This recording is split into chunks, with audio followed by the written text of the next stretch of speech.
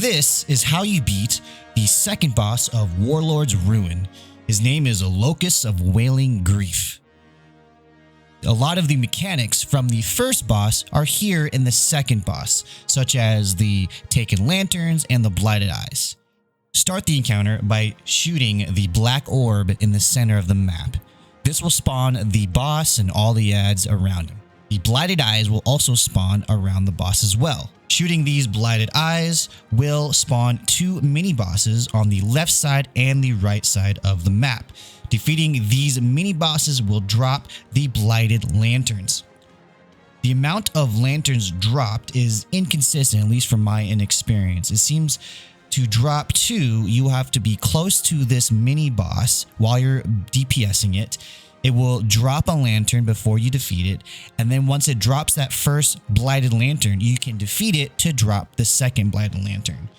It's not consistent. Let me know if you've had consistent luck and what things you have tried, because we have not been able to find a consistent way of getting 2 lanterns to drop on one side.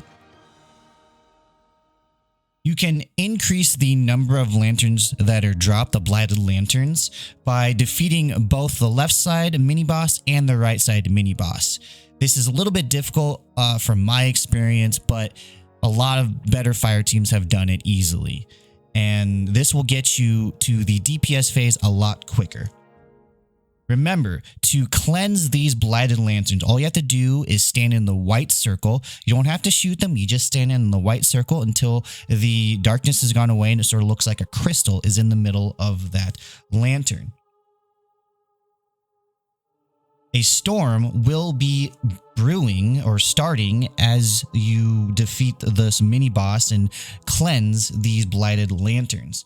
Before you get stacks of 8 freezing, get to the warm spots on the map, and you'll know that these are warm spots by the fire lighting on the lanterns in the back, and sort of if you look on the ground, there's melted snow. There are 3 of them at the beginning of the encounter, 1 on the right side, 1 in the middle, and 1 on the left side.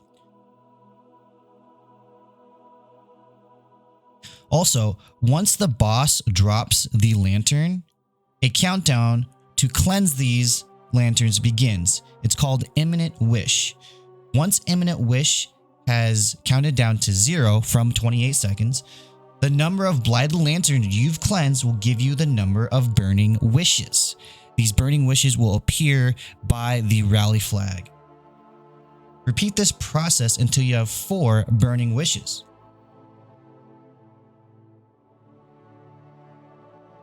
Once you have 4 burning wishes, shoot out all of the Blighted Eyes except for 1. Leave 1 remaining. That way you don't spawn the mini bosses again. Begin to clear as many ads as you can. Some of the Scorn and some of the Taken, they will sort of keep respawning, but at least get the bigger ads out of your way. That way you are clear for DPS.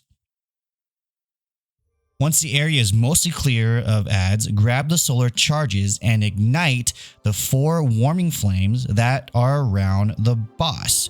They are sort of like the little pillars, the 4 pillars that are right next to the boss around the middle of the map. These warming flames are where you would be doing the damage phase at. Make sure everyone is at the spot where you're dropping the last warming flame. Once the last warming flame is dropped, the damage phase begins. When someone then touches the area where the warming flame is at, that flame begins to burn out. If more than 1 flame is touched, this decreases your DPS time. When the last flame is lit, DPS begins. Making sure everyone is by the flame, the storm will also start. The flame will keep you warm and keep you from freezing. The countdown, Niam's Wish Empowerment, will begin. This is how long that current flame will stay lit. Once it's at 0, switch to the next flame. And then from here, all you do is rinse and repeat. Here you can see us begin our last damage phase. We're going to use 3 circles. We're doing damage until our flame extinguishes. Then we move to the next flame. And then once that flame is extinguished, we move to our last and final flame. This is the process for the damage phase. If you're curious about what weapons I used for this encounter, they're the same weapons I used in the first encounter, so you can head to that video if you want. Or you can head to the end of this video because I will leave a clip about the weapons I've used in this dungeon. It's a clip from the first video I made for the first encounter. These weapons stayed solid throughout the entire dungeon and I was really enjoying using them. So thank you, Dixie, for giving me a tip on that. And I hope you guys enjoy. Thank you all for watching. Again, I'm going to be making one large tutorial for this dungeon with from beginning to end, everything in between each encounter.